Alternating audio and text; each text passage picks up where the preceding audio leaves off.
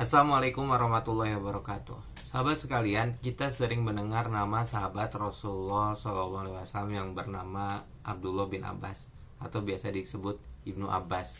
Ada banyak sekali hadis yang diriwayatkan oleh beliau. Tahukah sahabat berapakah usia beliau ketika Rasulullah SAW wafat? Itu adalah 13 tahun. Jadi kebayang seberapa mudanya Sayyidina Abbas ini ketika mengingat dan meriwayatkan hadis-hadis. Lalu seperti apakah pesan Rasulullah kepada Sayyidina Abbas secara pribadi, dan seperti apakah riwayatnya Sayyidina Ibnu Abbas, perjuangannya ketika beliau yang masih begitu belia harus meyakinkan sahabat-sahabat lain yang sudah lebih senior dalam meriwayatkan hadis-hadis, dalam belajar, ataupun juga untuk berbagi ilmunya. Lalu bagaimanakah perjuangan Sayyidina Abdullah bin Abbas ini ketika begitu ingin mengetahui keseharian Nabi, begitu ingin mengetahui sunnah-sunnah dari Nabi SAW. Jadi sahabat sekalian, mari kita tonton saja video kali ini. Selamat menonton. Assalamualaikum warahmatullahi wabarakatuh. Alhamdulillah wassalatu wassalamu ala rasulillah wa ala alihi wa sahbihi wa mawala. Asyhadu an la ilaha illallah wahdahu la syarikalah wa asyhadu anna Muhammadan abduhu wa rasuluhu la nabiyya ba'da, amma ba'du. Rabbi shrahli sadri wa yassirli amri wahlul 'uqdatam min lisani yafqahu qawli. Amin ya rabbal alamin. Jadi judul video ini adalah Sayyidina Abdullah bin Abbas, sahabat muda yang kaya ilmu. Sahabat sekalian, Abdullah bin Abbas ini adalah anak keponakannya Rasulullah ya. Selain Ali bin Abi Thalib, Sayyidina Abbas juga paman Rasulullah. Dan beliau ini berarti keponakannya. Abdullah bin Abbas adalah sahabat Rasulullah yang kaya ilmu, berkat ketekunannya dalam belajar sejak kecil. Sehari-harinya dia bersama Rasulullah dan sering mendapat nasihat langsung dari beliau. Beruntung pemuda bernama Abdullah bin Abbas atau yang sering dipanggil Ibnu Abbas ini terlahir dari keluarga muslim, sehingga ia dapat bersyahadat dan beribadah sejak usianya masih muda. Rasulullah pun terlihat sangat akrab dengan Ibnu Abbas. Ibnu Abbas ini memiliki curiosity atau rasa ingin tahu yang begitu kuat dan bersungguh-sungguh dalam menerima ilmu. Tak heran jika akidah, ilmu dan amalnya makin kuat setiap bertemu dengan Rasulullah SAW. Nah, begitu sahabat sekalian. Pertama, kita perlu mendidik anak-anak kita dan juga diri kita untuk senantiasa memiliki rasa ingin tahu yang kuat gitu. Jangan misalnya orang ada yang ingin belajar, ingin mencari tahu sesuatu, sama kita udah dipatahin aja. Misalnya kadang beberapa pengalaman yang tidak nyaman ketika saya bertanya gitu, langsung dibalas, apaan sih kamu nanya-nanya, bantuin aja enggak misalnya. Atau misalnya kamu nggak boleh belajar itu ilmu yang berbahaya gitu, kamu belajar yang ini aja. Atau ngapain kamu belajar itu, yang ini lebih penting, ngapain kamu belajar itu, hal-hal seperti itu. Atau misalnya kenapa kamu nanya-nanya misalnya, padahal sebenarnya kitanya yang malas menjawab, tetapi jangan menjadi alasan dipatahkan begitu semangat anak-anak kita, semangat saudara-saudara kita, teman-teman kita yang ingin belajar gitu, mencari ilmu. Bahkan bahkan sebaiknya kita disemangati.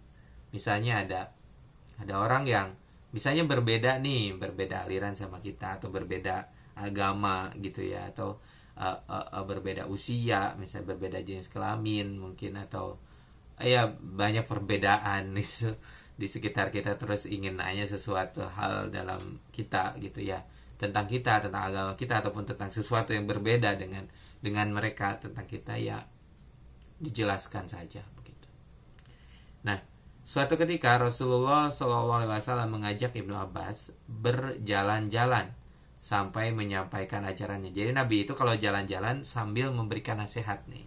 Nah, ini baik juga kalau misalnya kita punya anak, punya teman, kalau jalan-jalan itu jangan cuma jalan-jalan keliling tanpa makna, tapi juga membagi ilmu. Karena saya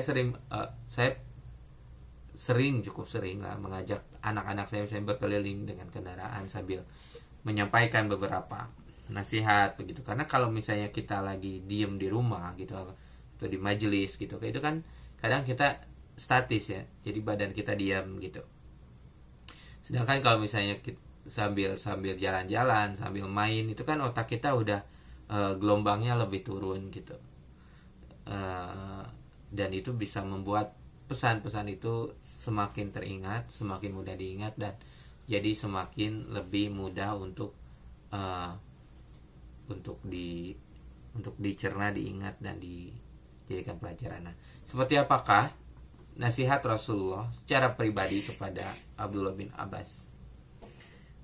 Tentu saja ya Rasulullah, aku senantiasa haus akan nasihatmu, sambut Ibnu Abbas. Rasulullah pun bersabda pertama, jagalah ajaran Allah, maka kamu akan mendapati Allah Subhanahu wa Ta'ala selalu menjagamu. Jadi jagalah ajaran Allah, maka Allah akan menjaga kita. Itu kepada Sayyidina Ibnu Abbas. Apakah berlaku kepada kita? Insya Allah, kalau kita senantiasa menjaga ajaran Allah, sholat dijaga, lalu berbakti kepada orang tua dijaga dengan sebaik-baiknya, akhlak dijaga, berbuat baik kepada kaum muslimin dijaga, maka semakin baik kita menjaga ajaran Allah, maka Allah akan semakin baik menjaga kita. Kedua, jagalah larangan-larangan Allah, jauhi maknanya, maka kamu akan mendapati Allah selalu dekat di hadapanmu. Jadi jika kamu ingin dijaga oleh Allah, kamu ingin juga senantiasa dekat dengan Allah, maka jauhilah larangan-larangannya. Yang ketiga, kenalilah Allah dalam sukamu, maka Allah akan mengenalimu dalam dukamu. Jadi ketika kita bersuka hati, ketika kita bahagia, atau bahkan dalam kondisi netral, senantiasalah untuk mengenal Allah, berzikir dengan baik, memahami Al-Quran dengan baik, mencari ilmu dengan baik, mengenali orang-orang yang mencintai Allah itu seperti apa. Nah, jika kita senantiasa berusaha untuk mengenali Allah ketika kita memiliki waktu yang lapang, dalam keadaan suka, dalam keadaan netral gitu ya, maka Allah akan mengenalimu ketika kamu sedih. Ketika kita sedih, ketika kita ada dalam masalah, Allah akan mengenali kita. Jika engkau meminta, keempat, jika engkau meminta, mintalah kepada Allah. Jika engkau memohon pertolongan, mohonlah kepada Allah. Jika kita meminta, jika kita memohon, hanyalah meminta dan memohon kepada Allah. Jangan henti-henti untuk berdoa kepada Allah. Yang kelima, ini adalah pesan, semua hal yang terjadi denganmu telah selesai ditulis. Jadi takdir itu sudah selesai ditulis. Ketahuilah jika semua makhluk sepakat untuk membantumu dengan sesuatu yang tidak ditakdirkan Allah untukmu, maka mereka tidak akan mampu untuk membantumu. Jikalau memang takdirmu baik, maka tidak akan ada orang yang akan bisa membuat takdirmu buruk, karena takdir itu, qada itu sudah selesai ditulis. Atau apabila mereka bersekongkol, bersekutu, bekerja sama untuk menghalangi engkau untuk mendapatkan sesuatu yang telah ditakdirkan untukmu, mereka juga tidak akan mampu melakukannya.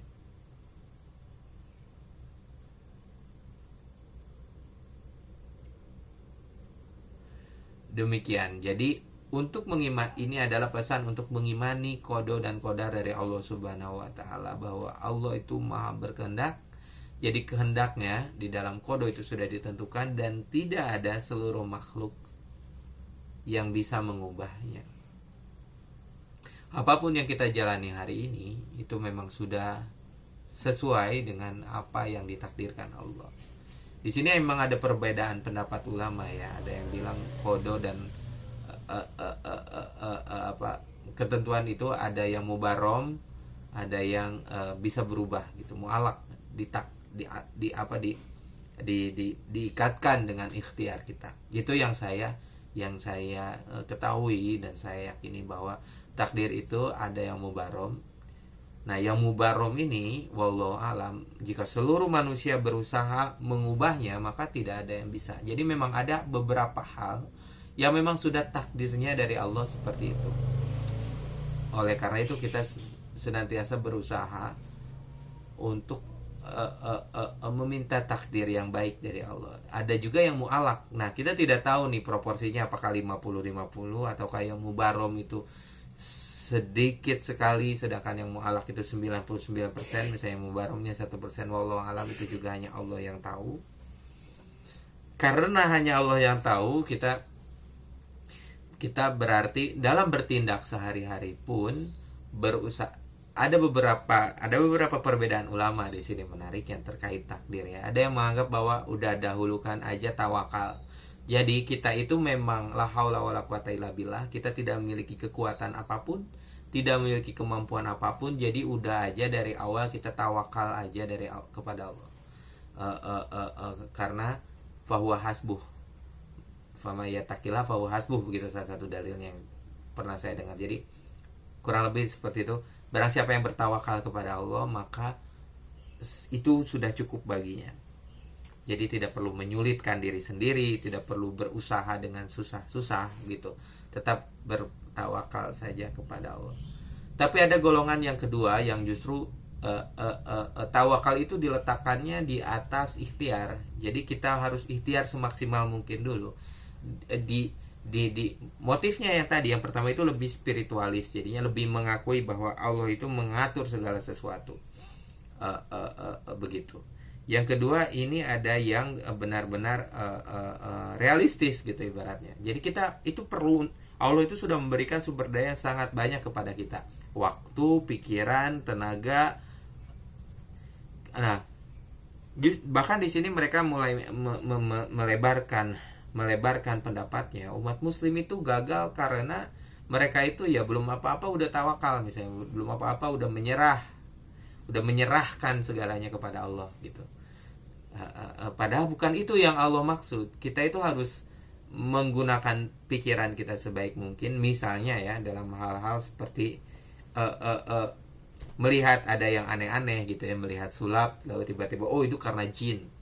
Begitu mudahnya melakukan sesuatu yang sebenarnya bisa dianalisa dengan pikiran, langsung menyangka bahwa ini adalah sesuatu yang gaib misalnya, atau sesuatu yang di luar nalar. Atau misalnya ya ketika akan memerlukan usaha misalnya, ya harusnya kita harus berusaha seperti semaksimal mungkin, berpikir, menganalisa, mencari cara misalnya, ya udahlah kamu memang gak bisa sembuh misalnya, ini sudah takdir Allah, jangan langsung ke sana, tetap cari obat dulu, menganalisa sumber penyakitnya. Umat muslim itu harus seperti itu dulu.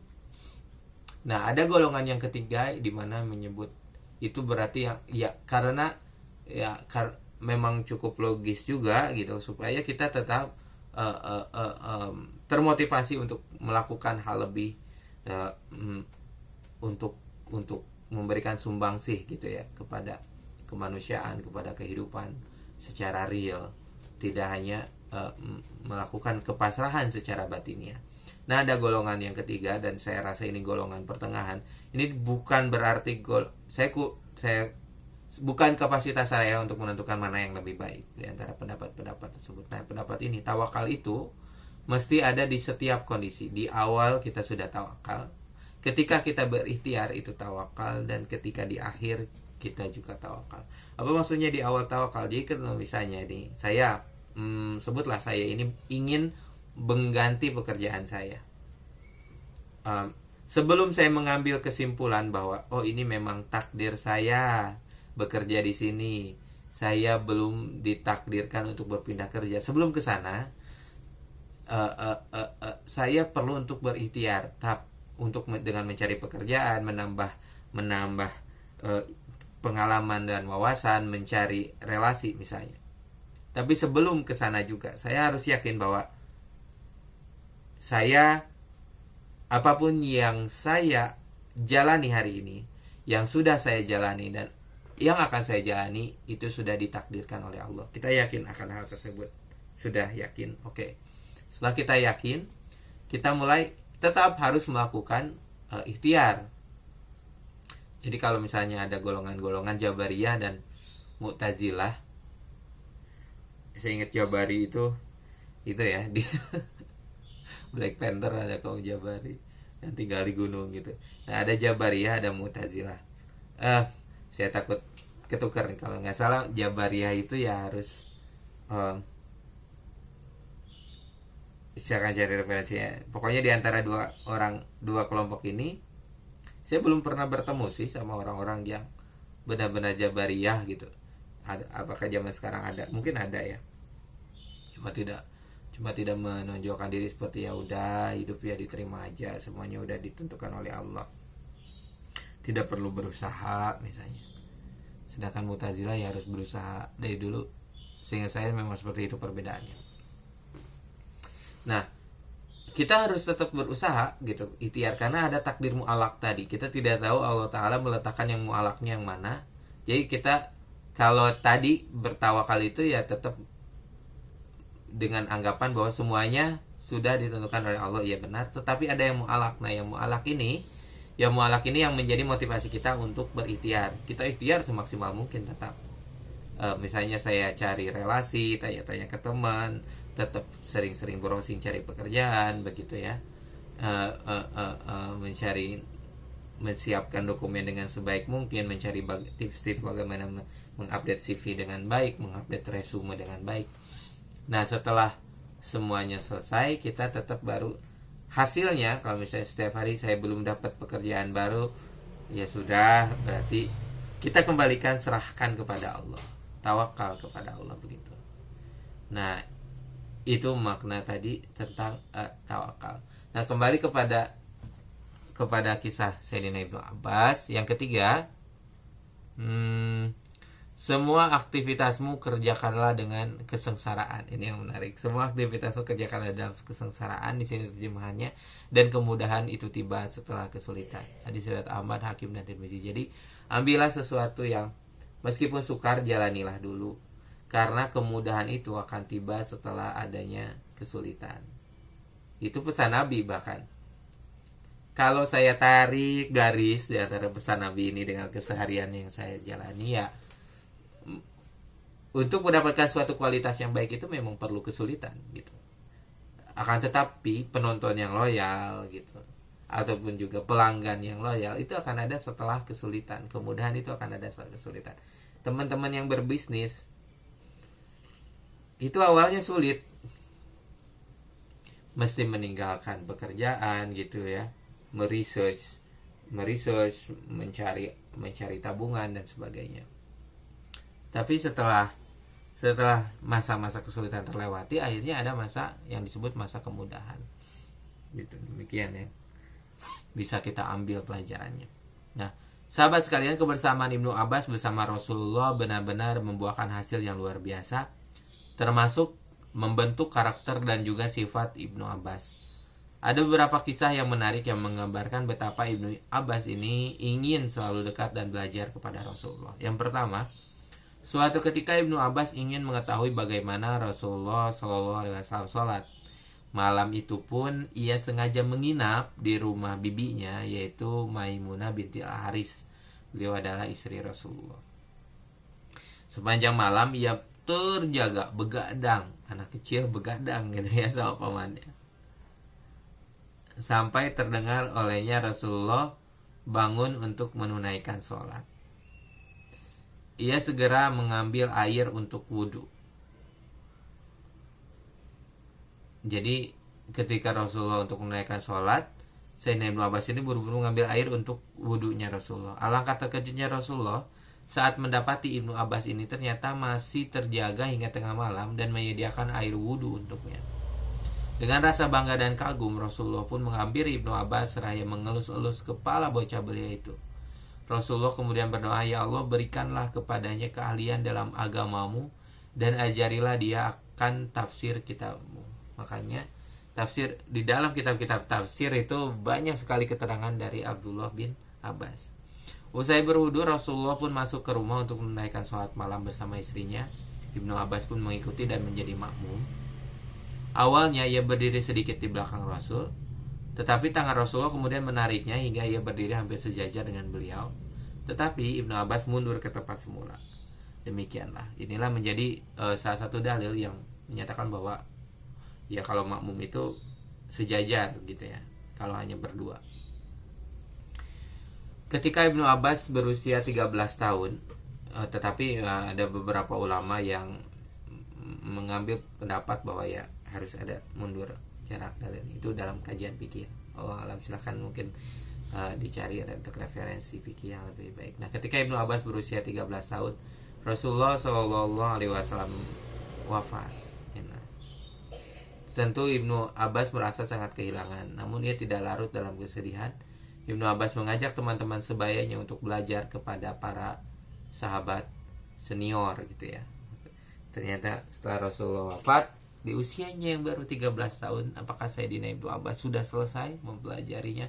Tidak, dia mengajak teman-temannya untuk belajar kepada para sahabat senior seperti ya mungkin Sayyidina Umar gitu ya, Sayyidina Abu Bakar. Sayangnya ajakannya tidak digubris.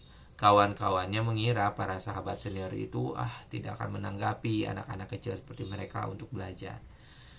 Tetapi apakah Ibnu Abbas putus asa? Ternyata tidak. Ia tetap mendatangi para sahabat senior untuk bertanya dan belajar berbagai ilmu agama. Akhirnya Ibnu Abbas tumbuh menjadi ahli ilmu yang menjadi rujukan umat Islam. Bahkan Khalifah Umar bin Khattab sering mengundangnya dalam majelis syura'nya dengan beberapa sahabat senior. Wallahualam.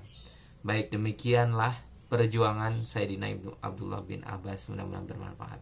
Hikmah yang bisa diambil sahabat sekalian, pertama, menuntut ilmu itu hendaknya dari kecil, sebagaimana Sayyidina Ibnu Abbas yang begitu pintar sekali, luar biasa sekali pembelajarannya.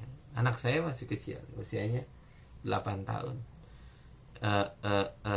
Ya mudah-mudahan beliau, anak saya juga bisa mendapatkan pembelajaran yang baik gitu ya, pengetahuan yang baik, semangat curiosity, semangat belajar yang baik.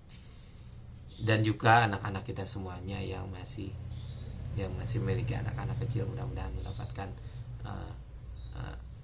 anak yang berbakti, yang soleh, pintar, sebagaimana Abdullah bin Abbas. Kedua, jangan sombong walaupun berilmu dan terus belajar sampai jangan ayat. Tadi kita lihat Abdullah bin Abbas tidak pernah merasa sombong, bahkan yang senior, sahabat-sahabat senior pun tetap mau